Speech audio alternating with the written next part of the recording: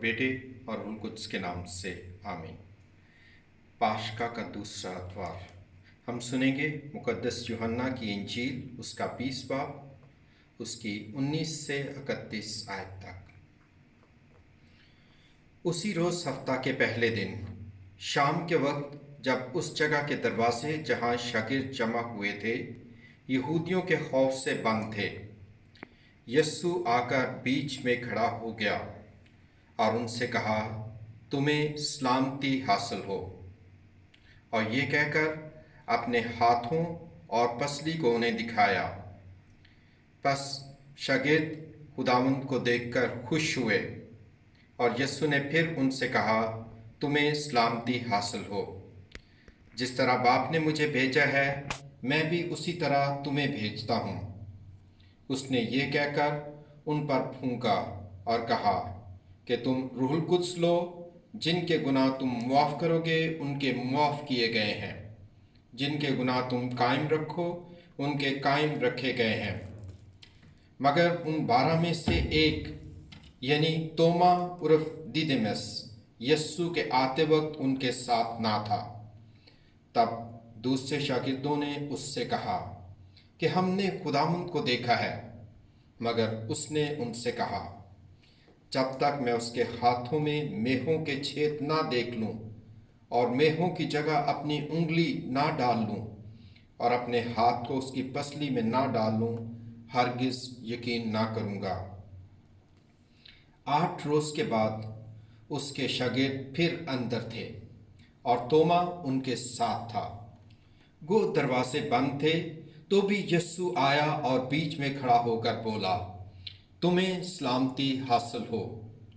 फिर उसने तोमा से कहा कि अपनी उंगली पास लाकर यहाँ दाखिल कर और मेरे हाथों को देख, और अपना हाथ पास लाकर उसे मेरी पसली में डाल और गैर मोतकिद नहीं बल्कि मोतकिद बन। तोमा ने जवाब में उससे कहा, तू मेरा खुदावंद और मेरा खुदा है। यस्सु ने उससे कहा, ऐ तोमा, इसलिए कि तूने मुझे देखा है तू ईमान लाया। मुबारक है वो जिन्होंने नहीं देखा तो भी ईमान लाए हैं। और यस्सु ने अपने शागिर्दों के सामने और बहुत से करिश्मे दिखाए जो इस किताब में लिखे नहीं गए, लेकिन ये इसलिए लिखे गए हैं कि तुम ईमान लाओ कि यस्सु ही अल मसीह इब्ने खुदा है, और कि तुम ईमान लाकर उसके नाम से ज़िंदगी पाओ। अंजील मुकद्दस के वसीले से हम सब की खताएं मिटाई जाएं।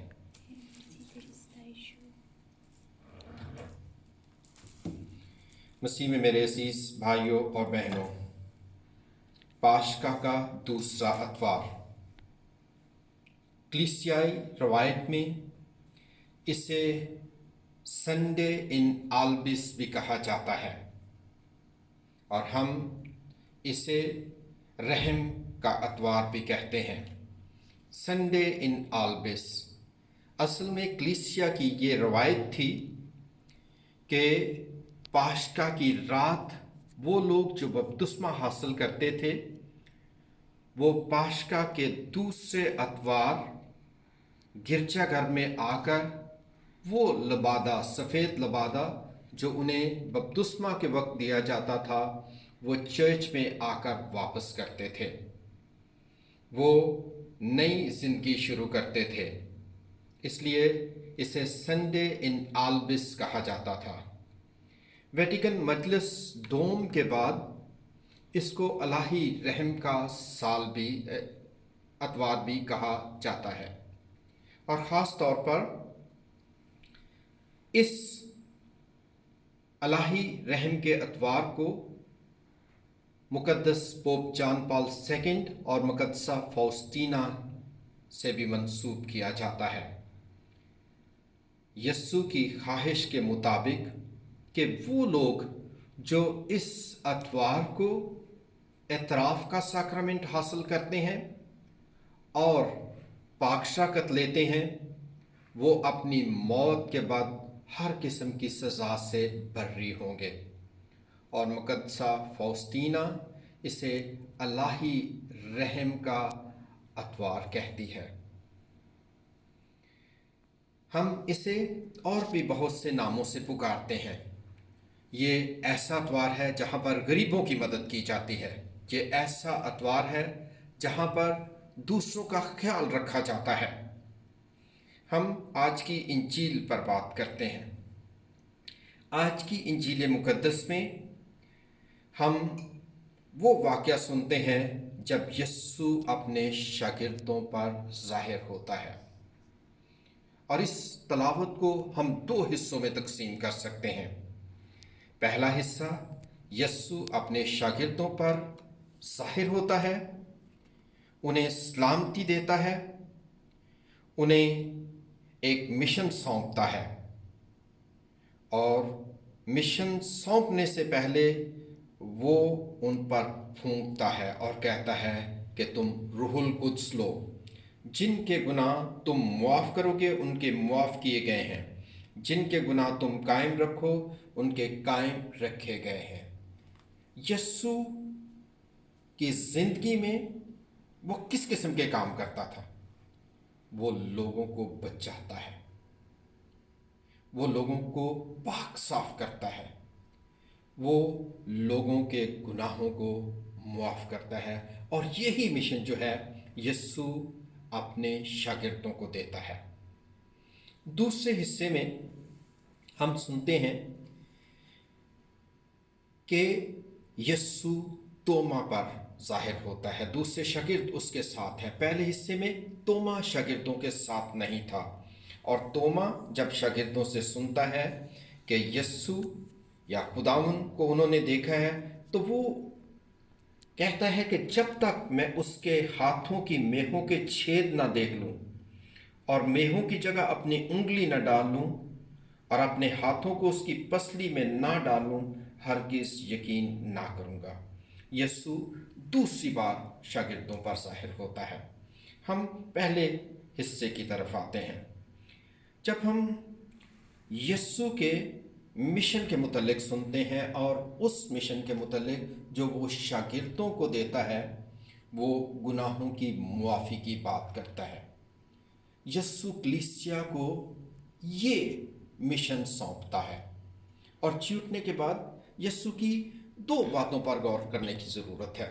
سب سے پہلے وہ جب شاگردوں پر ظاہر ہوتا ہے، ان شاگردوں پر جو ڈرے ہوئے ہیں، جو خوف زدہ ہیں، جو خوف زدہ اس لیے ہیں کہ ان کا استاد جو ہے وہ قتل ہوا ہے، اب اس کے بعد شاید ان کی باری ہے۔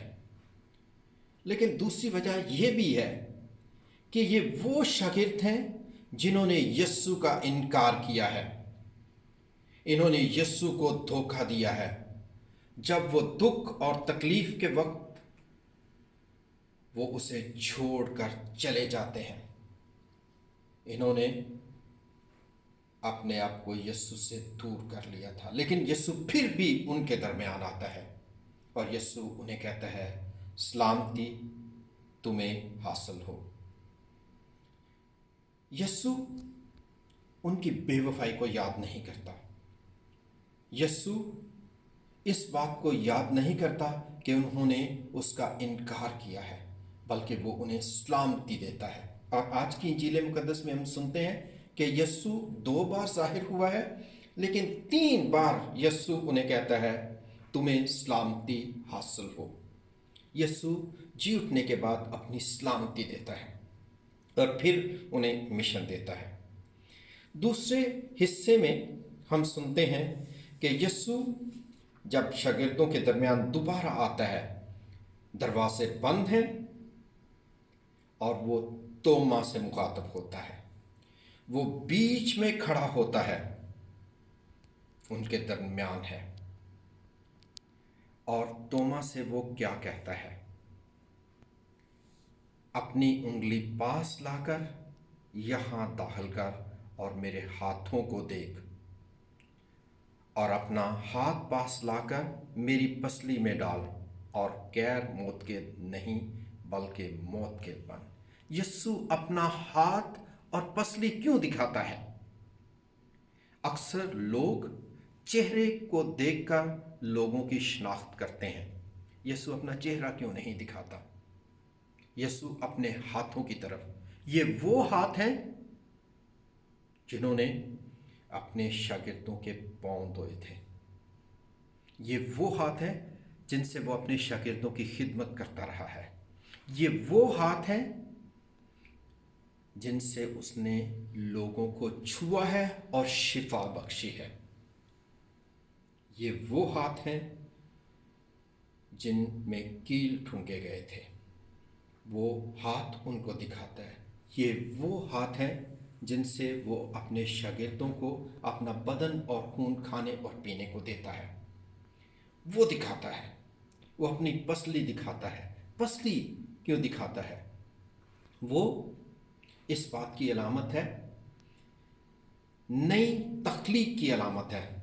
जब यीशु की पसली को भाले से छेदा गया, वहाँ से पानी और खून बह निकला, जो कलीसिया के जन्म की अलामत है। ये नई तख्लीक की अलामत है। हम इन बातों पर गौर करते हुए हम क्या देखते हैं? सबसे पहली बात कि यीशु अपना मिशन देता है। यीशु नई जिंदगी देता है, और जब वो उन पर फूंकता है और उन्हें कहता है रूहुल कुद्स लो, ये वही बात है जो हम पुराने अहदनामे में भी देखते हैं। जब खुदा ने इंसान को बनाया तो खुदा ने ज़मीन की मिट्टी से इंसान को बनाया और उसके नथनों में दम फूंका। इंसान जीती जान हुआ, जीती जान हुआ, उसको जिंदगी मिलती है। यहाँ पर भी यीशु कलीसिया को जिंदगी देता है और फिर कलीसिया को एक नया मिशन देता है कि ये जिंदगी जो है वो दूसरों को दी जाए। और ये जिंदगी क्या है? गुनाहों की मुआफ़ी। ये खुदा के रहम का तजर्बा है।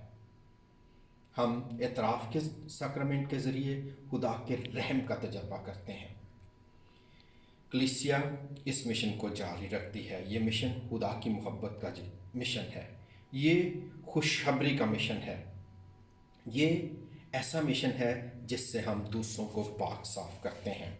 और जब हम तोमा के मुतालिक बात करते हैं तो तोमा जो है वो एक अजीम मोमन है जो यीशु को छूना चाहता है, जो यीशु का तजर्बा करना चाहता है, जो यीशु की आवाज़ सुनकर दोबारा शक की बात नहीं करता, बल्कि वो अपने ईमान का इकरार करता है।